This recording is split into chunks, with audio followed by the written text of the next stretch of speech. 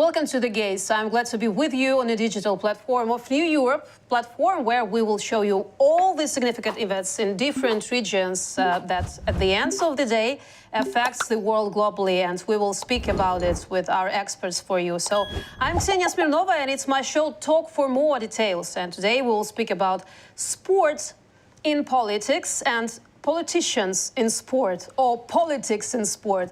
And we'll talk about this with Yaroslav Popovych. He's a former professional cyclist. Nice to meet you. Hello. So I want to begin my discussion with you with a simple question. Is there politics in sports and sport in politics? How does it manifest on your point of view? Normally in all our life for sports, I was ex-sport riders. Now I am working in the team, like sport director in the cyclist team. And all the time, especially in Europe, it was always like saying sport is not politics, politics is not in the sport. But it's really not true, because this was always inside. It was two things together working all the life. Even if we go to the direction when I was young, in Ukraine, when I was in sports school, all the money for support the sport was from the from the government. Till now, for this is not like in Europe. If you can see, you have the clubs. Like we can talk a lot about the cyclists. You have the clubs who sponsoring the teams, and they perform in the races.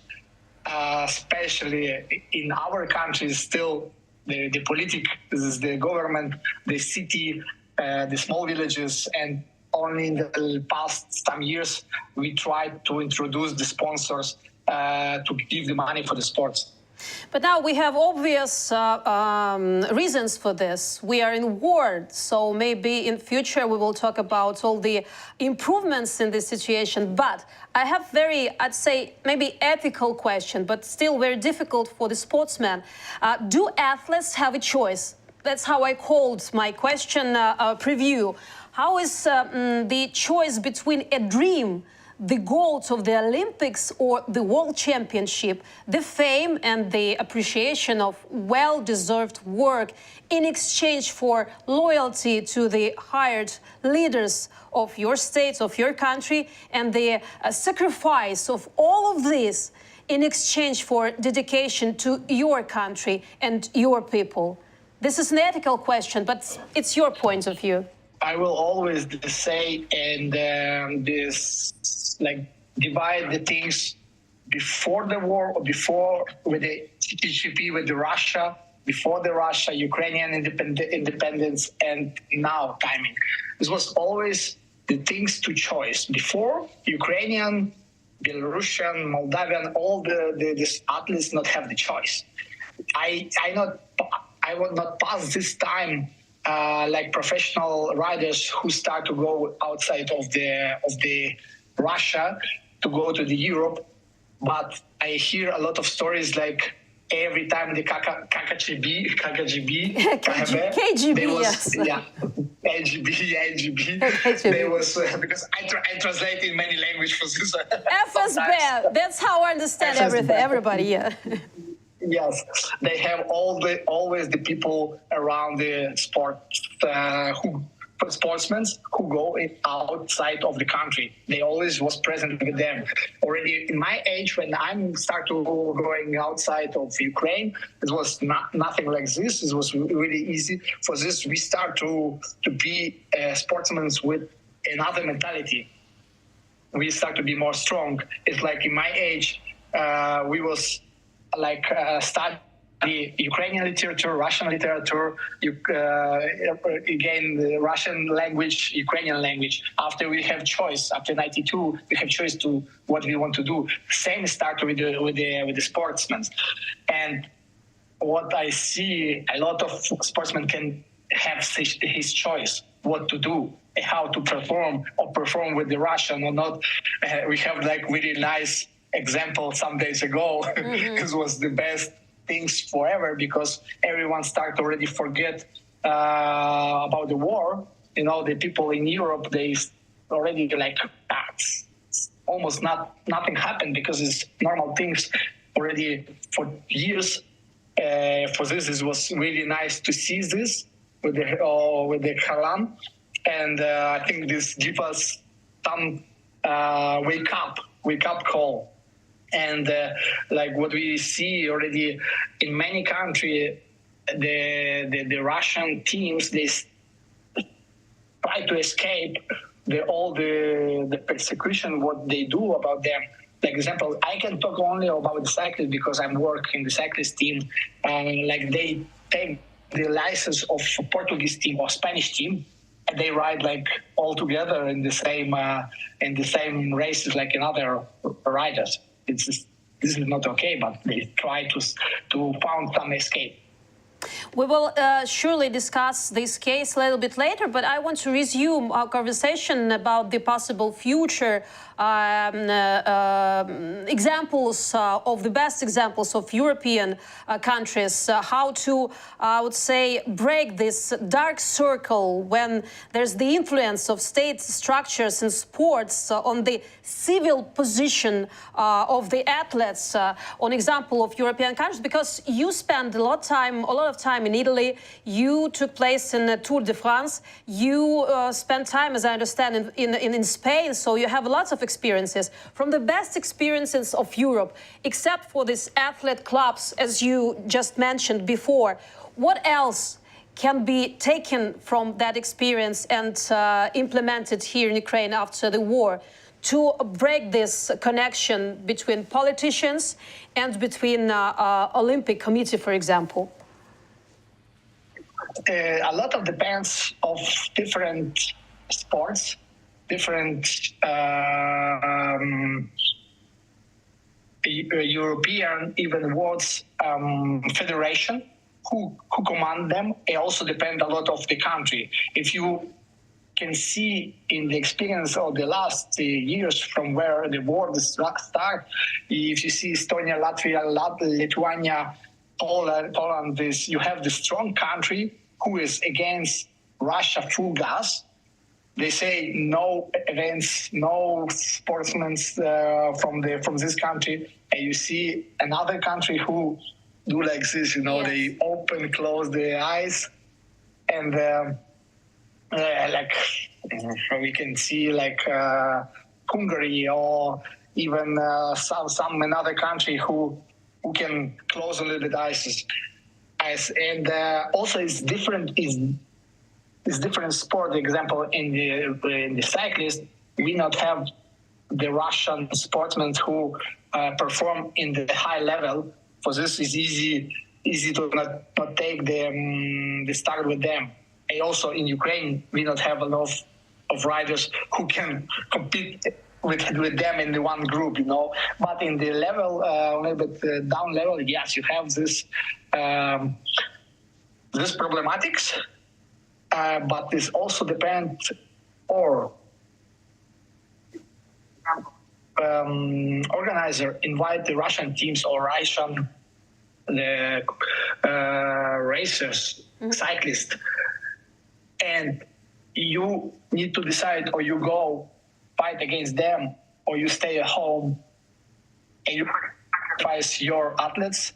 It's you put the two things in the scale, and it depends what to do. But with the Ukrainian Federation, we decide like national team not can take the start with the Russian riders. This is only things. When you go with the club, it's different. It's already accept of the rider because the club pay you money, they provide you salary, and you need to take your decision. But the problem with the professional guys, if you not take the start for 3, 4, or 5 times, team can say bye-bye. You risk your life, you risk your career, you have family, you can give them salary, money. This is always the big things what everyone can or need to think. Talking about people, ordinary people, viewers and maybe fans of the sports of other countries that might be affected by the civil position of some sportsmen, of athletes. You spend a lot of time, as I mentioned already, in Italy. And at the beginning of the war, you saw a great support from Italians towards Ukrainians. And how do you see the situation changes? Because talking to the experts from other countries, we see that this support much higher than it was at the beginning of the full-scale invasion. Now support for sure has gone down like 90%, even 95%. In the moment when the war started, I was fully for 3 months out of my job. I was completely done for the help, for humanitarian help to Ukraine, and people was amazing. I never saw in my life Italians, because I was living in Italy for a long time. I never saw Italians to be so generous, so helpful for one country. But from another side, it's understandable. You understand this because all Ukrainian women for many, 20 years, 25, they was living in Italy. They helped grandma, mama, a sister of these Italians. They married with Italians. There's full of people Ukrainian here. For this, when I was there working this hub, always was Ukrainian women with Italian men. They bring the things, and also the normal people but this was amazing. I tell you, I was living for this 3 months. It's like in one, like this, not sleep, not do nothing, not eat, I lose a lot of kilos, but working. Now is everything like normal is going down, only some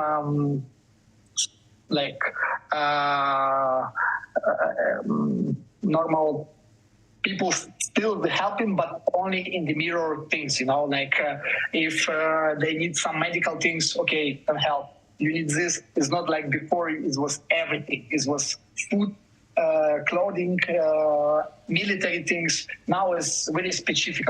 Also, I have some requests from the people, because I was working especially with the medicine to help our military guys. And when we have some requests, I have still the people who work in this business. I try to help them. But it's not like before. Let's talk about the main decisions that are made in the sports institutions and sport committees.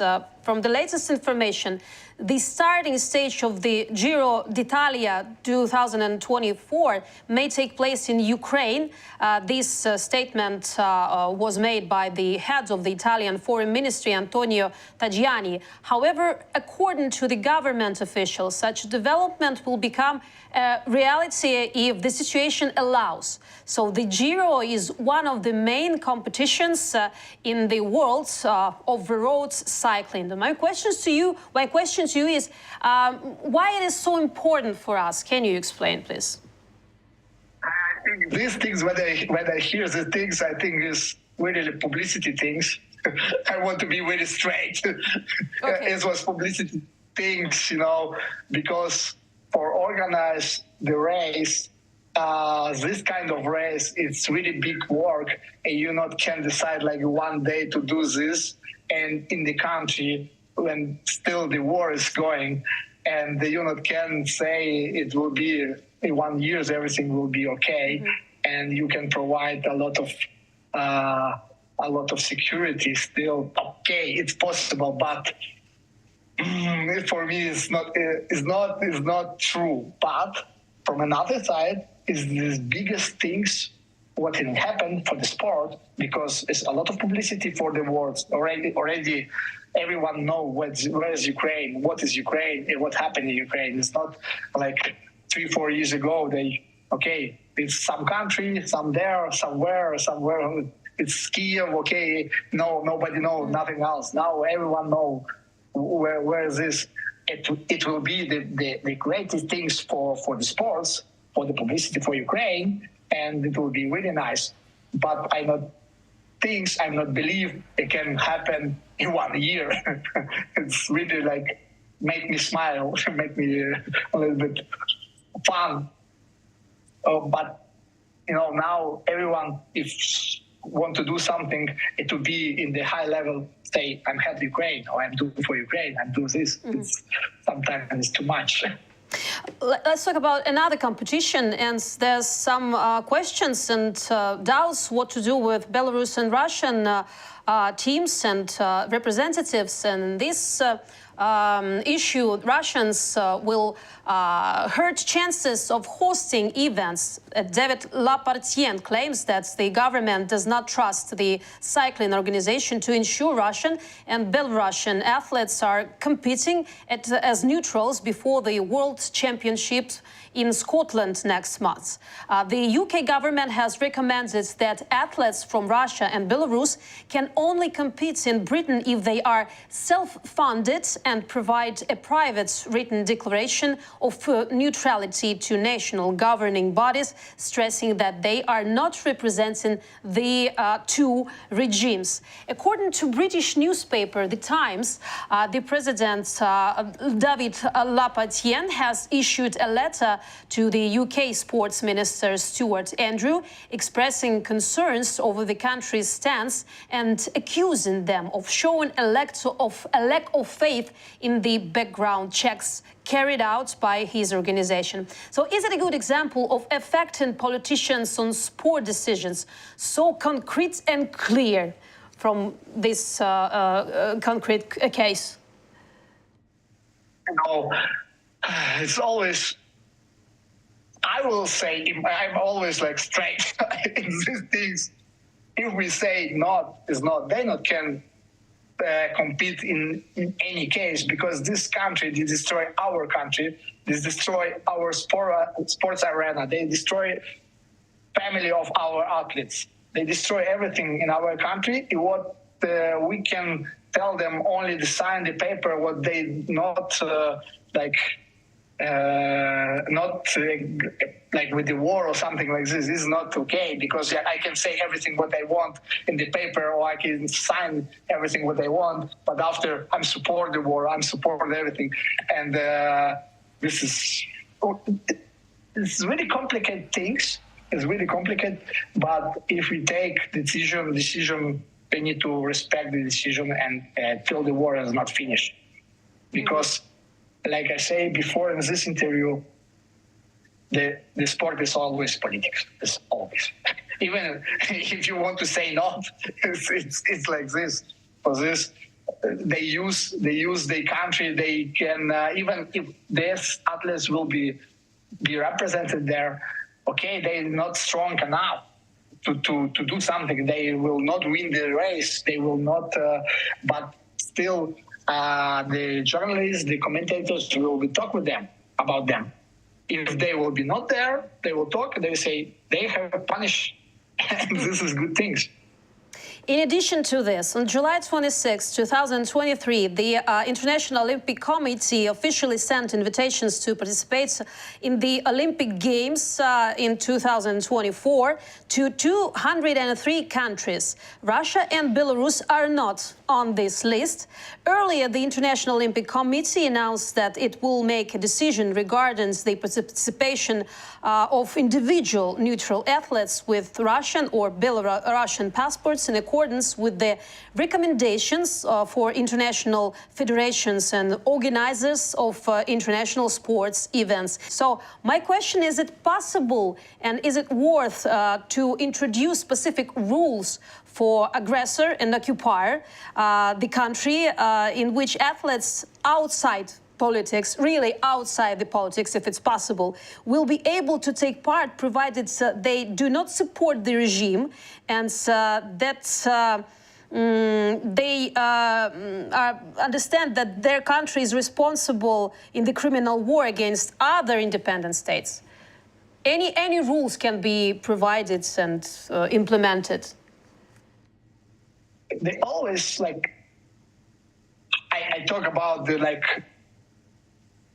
put out the Russian from the races for the athlete, for all the sports events, but from another side, I know the people who live already like many years in Europe, they have different mentality. They have their family. It's Europe. They against the war, but sometimes they not can say nothing because they have pressure from Russia, from Belarus, you know. But they really nice people. They understand everything. For this, you have again the system. What better to do?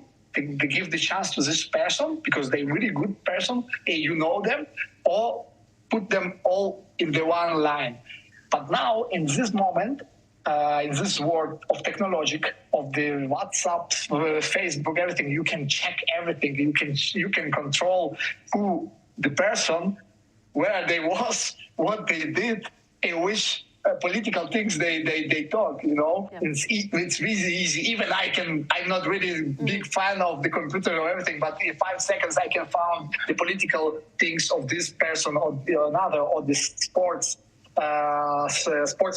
For this, if can create this system, or even the people, you know, you need only 2 persons who can follow this sportsmen, what they did, what they say, and you will easy say and see which, if they really political person or not, against or yes.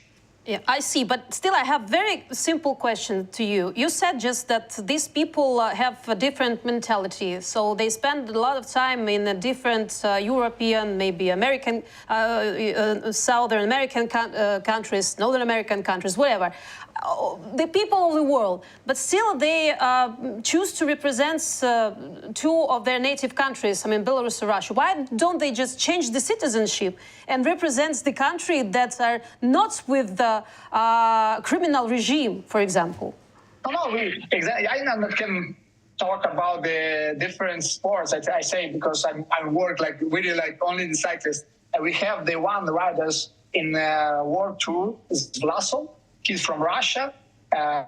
He almost, I don't want to say one wrong thing, but I think he almost born in France, like, or he lived in France from really, really like baby.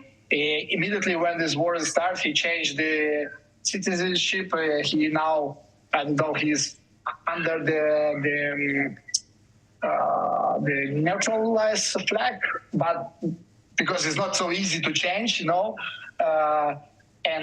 For this, he's okay. He's always say what he think because he was born here. He was thinking the things. You know, it's like you can. This is why they not change. Mm-hmm. Why they not change? Why I'm not change? Never my passport, the Ukrainian passport to Italian. Because you're not representative of the country as a criminal country, as a country aggressor country. No, but it's, you know, like I don't want to say like really like I'm not changed because I live in Italy 22 years. I can change everything what I want in many years, but I was always with Ukraine with my heart.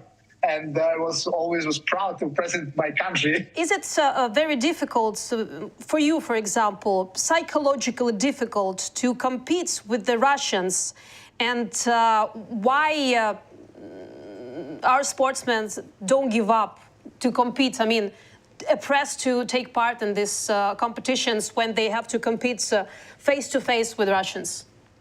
Now I'm really lucky because I not compete anymore. I'm really lucky we not have the Russian in the Pro Tour racing.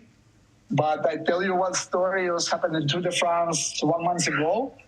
I saw one Russian flag in one climb.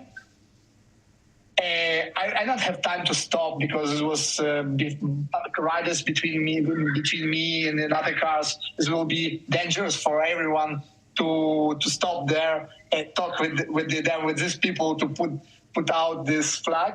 But for the next day in the morning, I was driving the car, and with me was Steven de Jong. He's from Holland. I say, Steven, today can happen one things that they will kick me out of the car or of the race. Say, why? Say, yesterday I saw the Russian flag, and today I will be really, really like check it. If I will saw this flag, I will jump out of the car. I will smash this flag out of this people. I will explain them, but can happen something difficult. Be careful if something happens. He was, okay, Papa, are you serious? I say, yeah, I'm serious. And he was all day like this. I was searching, but there was not anymore this flag. But still, you have an opportunity to do this on your battlefields in the sport fields, like Olha Harlan did it. So you applaud her decision to do what she did, and let's remind our audience what happened then. So let's talk about the latest and one of the most famous incidents with Russian and Ukrainian sportsmen. Fencing championship in Milan. After the very first meeting of Olha Harlan from Ukraine and Ksenia Smirnova from Russia at the World Championship, Smirnova staged a provocation against Harlan. However, after the defeat, she was in no hurry to leave the track and demonstratively extended her hand to the Ukrainian to shake. Harlan refused to pressure her and offered her rival a blade to greet her only in this way. Before this, there were some changes in the regulations considering COVID, but anyways, Smirnova could not avoid defeat, but Harlan was also punished.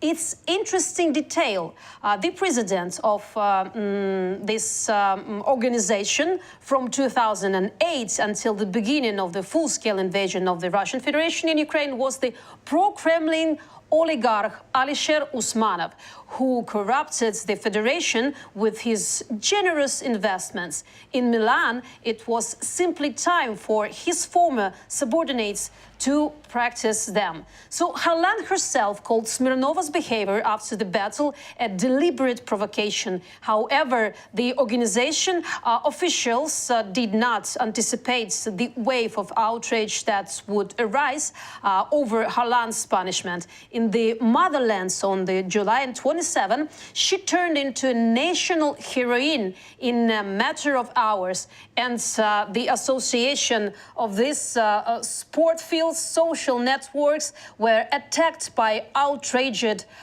Ukrainians.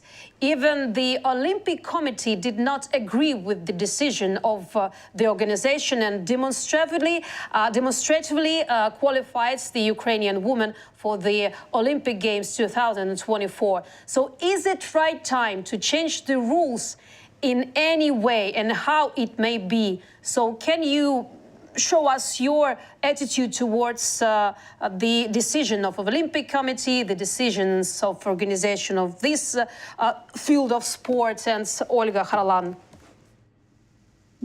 What I said before, like, you not can say the political is not in the sport. The sport not. This is really best example what can happen, like. In this moment, because everyone was talking like no, like this, like no, it was always like this. This show how the political pushing to the sportsmen to do the one things or another things.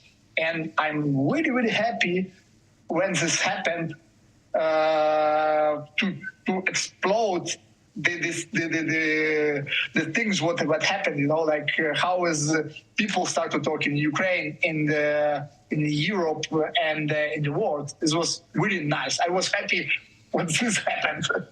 After you see the reaction of the Olympic Committee and other people and about the rules, they need to change everything. This is not same world like before. Yeah, we are changing the world, we're changing the rules, actually. It's obvious, even in the sport field. So thank you very much for your position, and thank you very much for this interview. And I want to remind our audience that we had a chance to talk with Yaroslav Popovych. It's a former professional cyclist.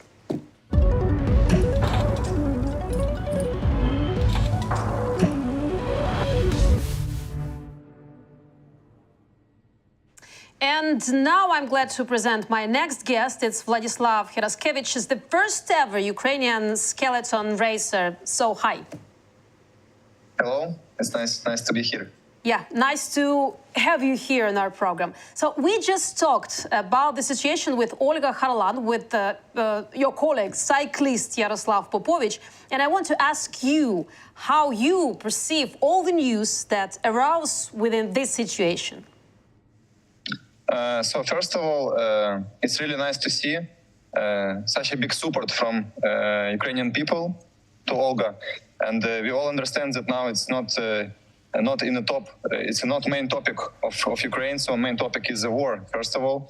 But it's nice to see that everyone stands behind us, behind athletes, and we see that Ukrainian people can change everything. And this pressure, what was created by Ukrainian media, by Ukrainian people, it changed a lot. Yeah? So it changed fully rules, and now Olga have license and no handshakes. What is really important rule. But at the same time, we see how bad situation inside this federation, in the fencing federation, how they try to put interests of terrorists, I would say, Russian and Belarusian, at like more in the top than our interest, and they try to bring some disrespectful thing to us. And I see whole this situation as a big disrespect to Ukraine and to Ukrainian people, to Ukrainian sports. And of course, it's really bad to see such a behavior. Of course, we understand that this federation, especially of fencing, it's fully under control of Usmanov, and and we see result of it. And such a decisions, it's obviously it's from Usmanov hands. It's interesting, actually. We have rules, and Olha Harlan won by the rules. And we have emotions and maybe private attitude towards the athletes of other country. And especially if this country is in war with Ukraine and is aggressor to Ukraine and Ukrainians. So on the scale is emotions and the rules. Why this situation ever might appear before the heads of the committee, the heads of these organizations that rules this type of sport? Because this is emotions and this is the rules. It's, for me, it's not understandable. It's a little bit incorrect because it's also rules. Respect to your opponent is also rules, and they have these rules. But it's not a handshake, and they don't have word as a word handshake. They should say like hello to each other or like goodbye as act of respect. And Olga was proposing to do it with sables. And this is a difference, yeah. So like she doesn't want to do a handshake, and it's okay because now we have COVID protocols, and you can do it with sable. But it was obviously very provocative move from Russian athlete or like terrorist, I would say also, because she's supporting war. But it's another question. But at all, yeah. So Olga doesn't, as I see it, Olga don't break any rules, and she do everything correct. And it could be handshake, but it could be also just touching with sables. But Russian athlete don't want to touching with sables. She want to, I don't know, hug or something like that, to make it using in Russian propaganda, as we see it before. But but we have what we have, and of course, Olga don't break any rules, and she won her, and she should fight in next round. And it's really shameful that she was out from competition because of this situation. Actually, it's not the first time. It's not the first occasion with the Ukrainian athletes. I want to remind you in our audience that handshaking with Russian athletes has been quite a provocative idea for a long time. For example, at Roland Garros, Ukrainian tennis player Elina Svitolina received a portion of negativity from the French public. The representative of Ukraine was once again booed for ignoring a handshake with the representative of the aggressor country. So, on your point of view, why do you think our tennis players were booed because they didn't want to shake hands with the Belarusian tennis player? And why it happens with the international audience, the representatives of European countries that have respect to Ukraine and really support Ukrainians? That's problem of Russian athletes in the sport. Yeah, so they're using this media stage because sport is obviously it's a media, it's a very big media stage, and they use it for promoting their propaganda, and that's the answer, because Russian propaganda works, and through the sport it works very good for years, yeah, and we can remind ourselves this amazingly big, huge scandal, doping scandal, where like Russian government was involved. So for Russia, sport is like propaganda tool in propaganda and very strong tool, and this is an answer. So they try to fool everyone that sport is out of politics, that Russian athletes are natural, but we see more and more and more that even athletes who was checked by somehow, anyways, they connected to army, they connected to Russian propaganda, and as we see, a lot of people, even in countries who support us a lot, even these countries as a French audience, they really believe in this propaganda, that these athletes are not guilty. And we also see one of the program on Netflix about some Russian players where they also was crying and say that they're not guilty and they're just a victim. But of course they're not victims. They're playing for Russian propaganda, and that's what we see on these crowds. Yeah, and Russian propaganda works, and this is a problem because after that Russian propaganda write about it, and they try to convince Russian people in Russia that whole world supports them. And they try to convince more and more people, become a Russian terrorist zombie and go to the war to Ukraine. So it's how Russian propaganda works. So, and this is a problem in such a case that we can prevent sharing of this propaganda on the international stage. And that's why Russian and Belarusian athletes should be banned from all competitions.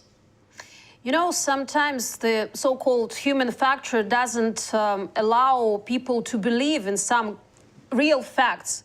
That's why sometimes they use the help of artificial intelligence. So did we. We asked GPT chat. Actually, we asked it, with the question, does Russia use sports to promote its politics in the world, and how it's doing it? So one of the answers from the GPT chat is the following. Hosting international sporting events, for example. Russia has hosted major international sporting events such as the 2014 Winter Olympics in Sochi and the 2018 FIFA World Cup.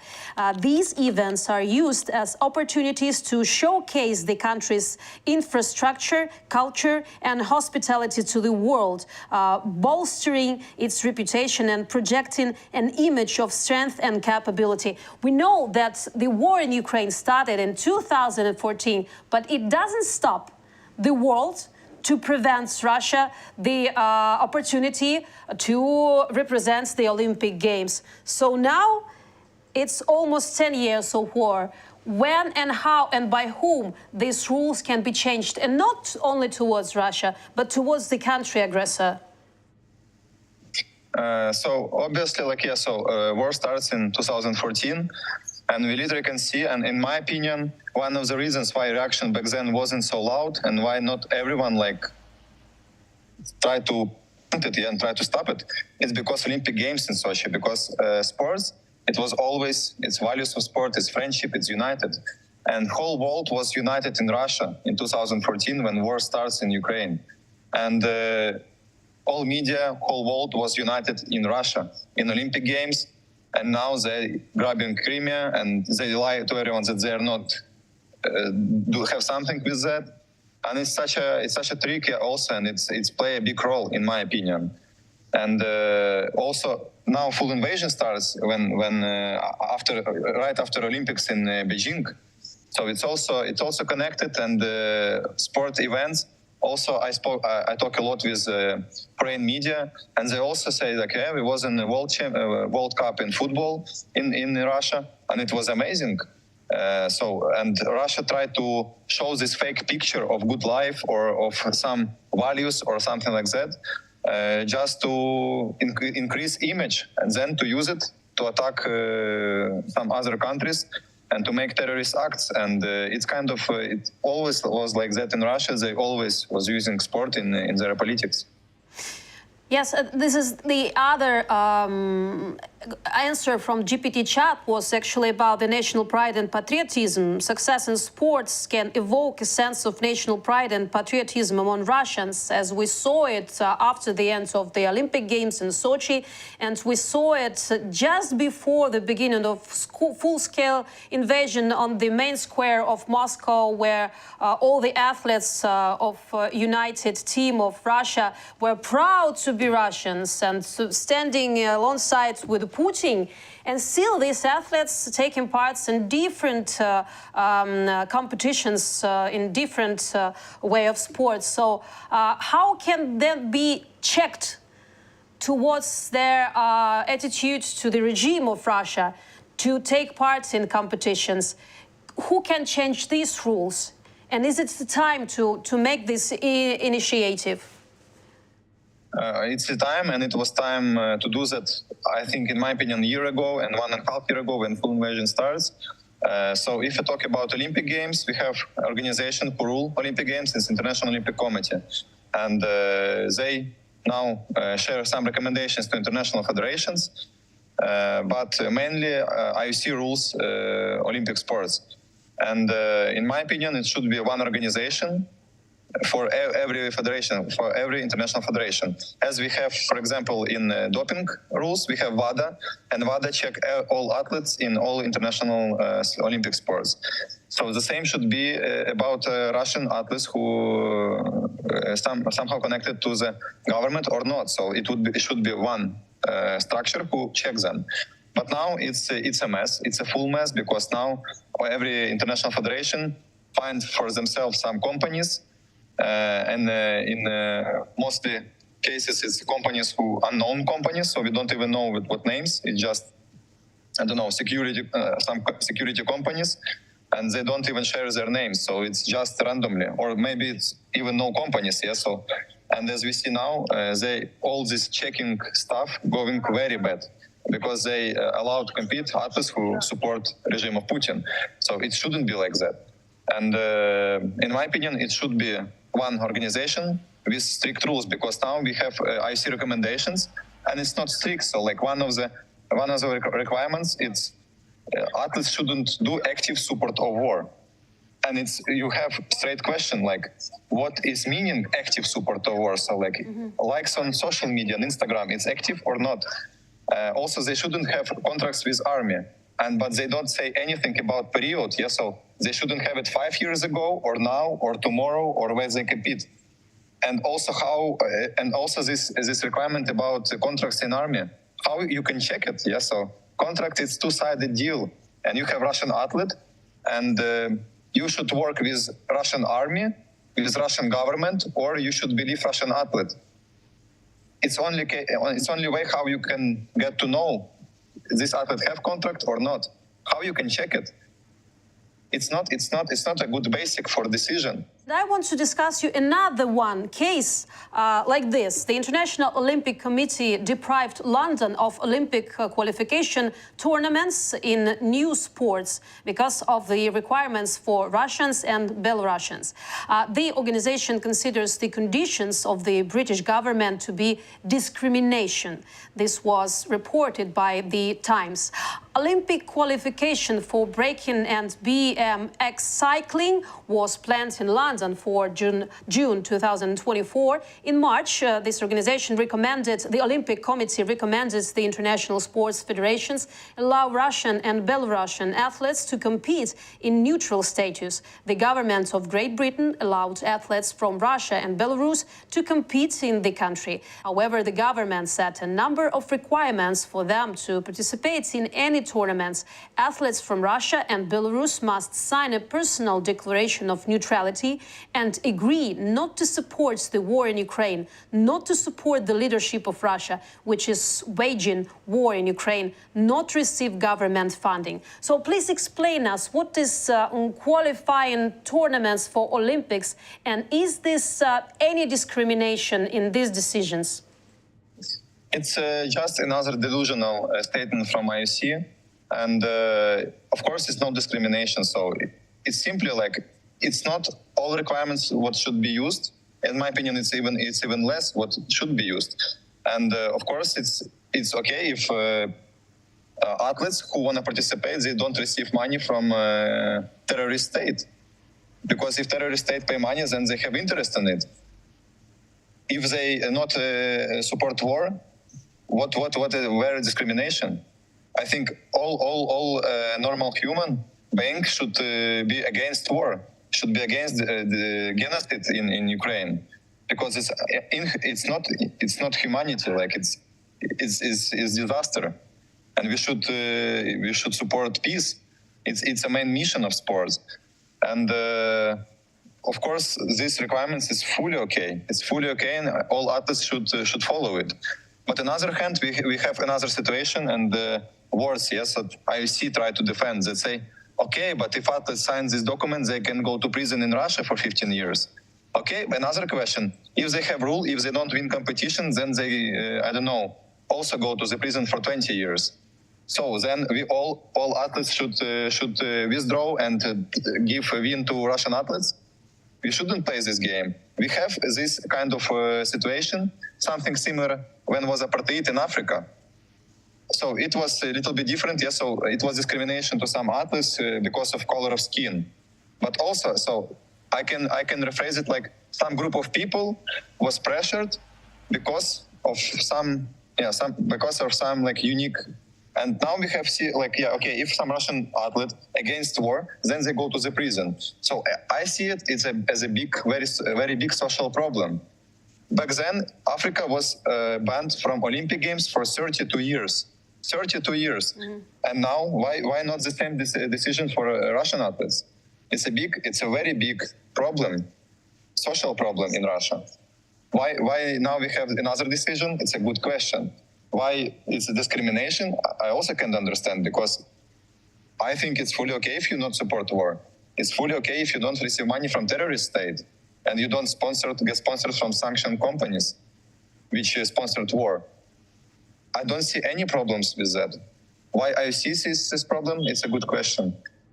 Let's look at another occasion and doubtful decision, I'd say, the decision of the executive board of the International Olympic Committee to recommend the return of athletes from Belarus and Russia to the competition in a neutral status, because a wave of condemnation. Thus, the Deputy Minister of Foreign Affairs of Poland, Piotr Wawrzyk, called this step a day of shame for the International Olympic Committee.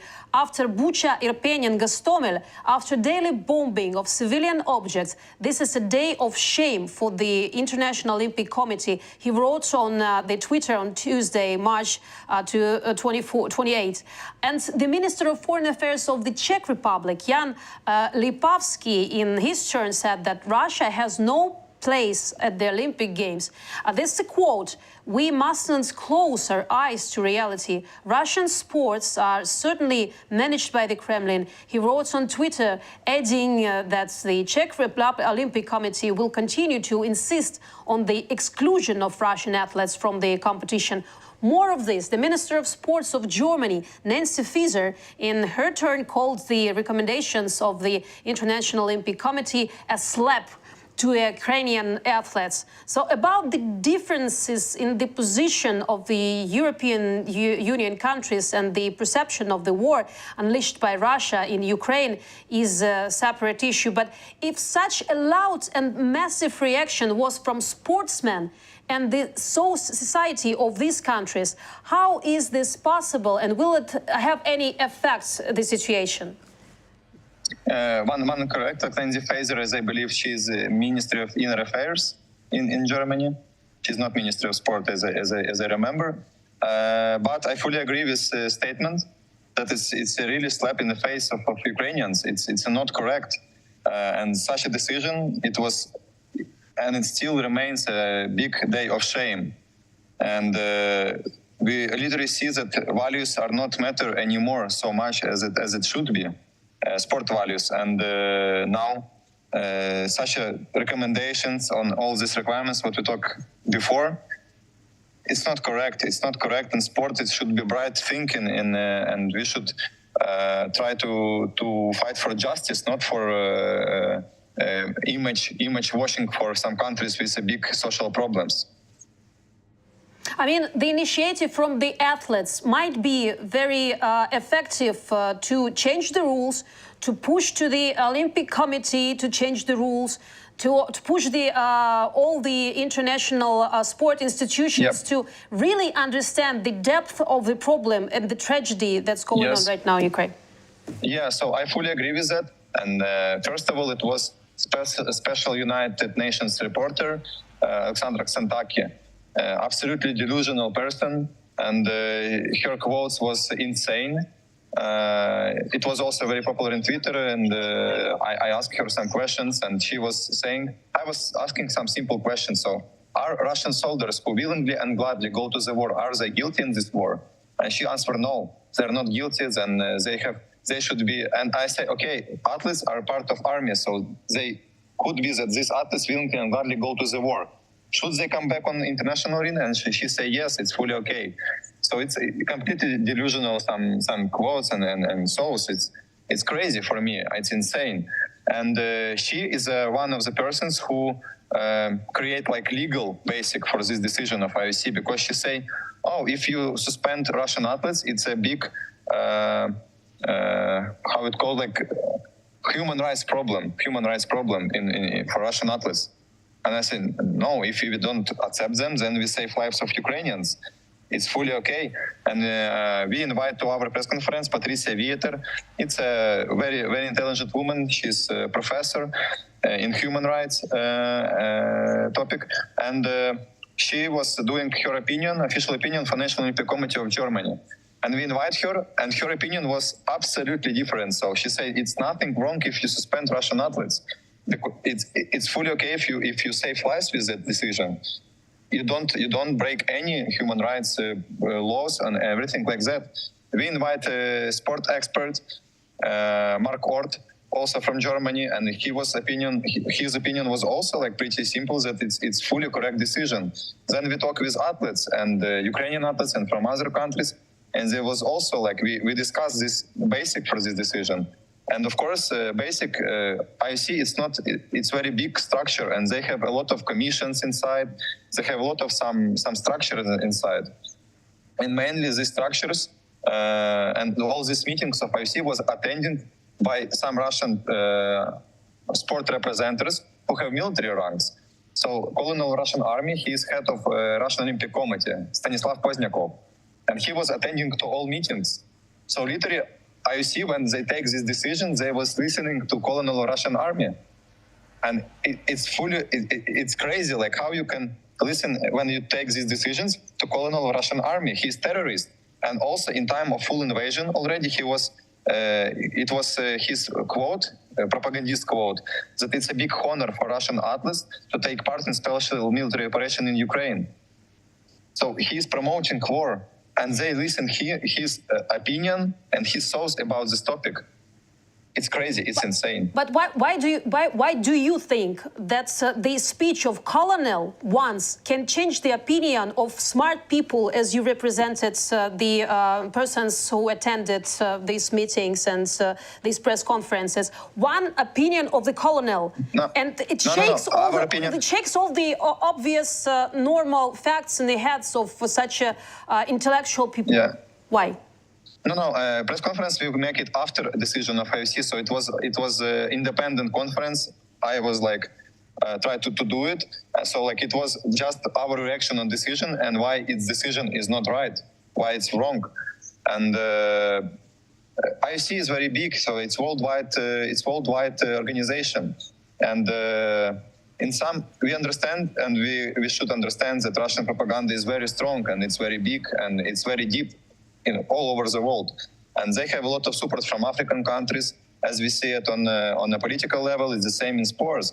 They have a lot of support from Asian countries, and of course, somehow they have influence on IOC, even on executive committee of IOC, and they push this decision. And in some point, yes, so maybe from our side, from Ukrainian side, from our organizations, maybe we did not enough.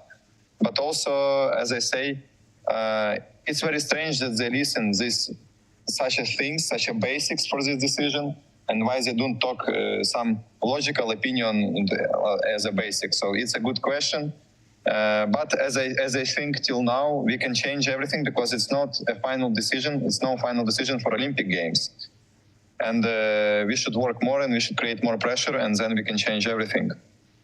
I was also always grateful for Ukrainian audience, because if no Ukrainian people know me as an athlete, because I am competing to make my country proud, to represent my country on the international stage, and also all financial, I would say, like sponsoring from government. It's obviously it's money of people, of Ukrainian people. It's from taxes, and of course it's important to also work for Ukraine and defend Ukraine on every stage and do everything what you can to defend your country. And it's really shameful that Lomachenko have such a bad position. Yeah, I would say he tried to defend some Russian devils who try to present as a charge. Bubka, who have this business, and he can't even comment and make some comments about what's going on. At the same time, we have Klitschkova, who is fully natural, so we don't hear anything about her. And of course, it's really bad that these athletes with big names, with a big audience, with huge names, they can speak out and talk that Ukraine needs support, that war should be stopped, that Russia is a terrorist state, and that it's illegal war, it's genocide, and we need more support.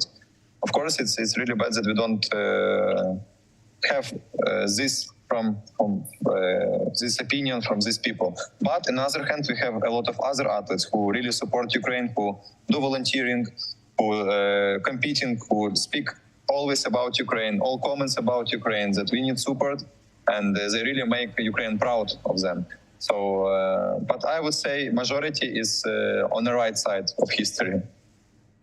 At the end of our conversation, I just want to add some more data. Since February 24, 2022, more than 250 athletes and coaches have died. Among the dead are world and European champions, multiple winners of national championships in Olympics and non-Olympic sports. So aren't these loud arguments for your colleagues from different other countries, for the top officials of the teams of different ways of sports around the world, what else can be the arguments for them? I would say yes. So like we lost, Ukrainian sport lost a lot, and first of all, yes. So like we have bombings.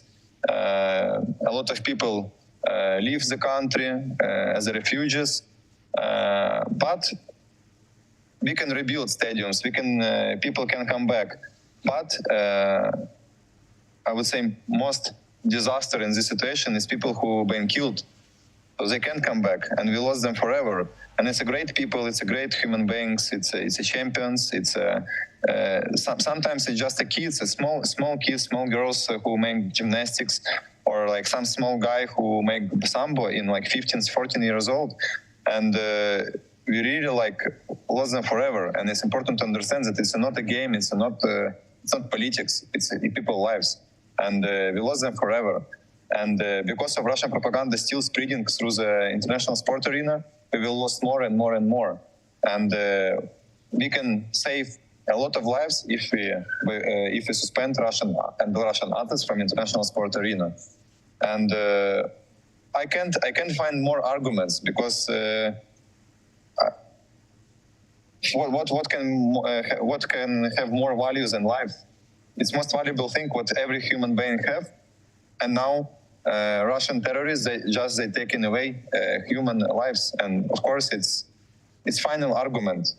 If some organizations don't want to understand it, then I think we should boycott these organizations and create another one. I don't see any other way to do it, because if people don't respect Ukrainian lives, then why we should be part of such organizations? So thank you very much for your sincere answers, and thank you very much for your sharp position, and thank you very much for this interview. Thank you. Thank you.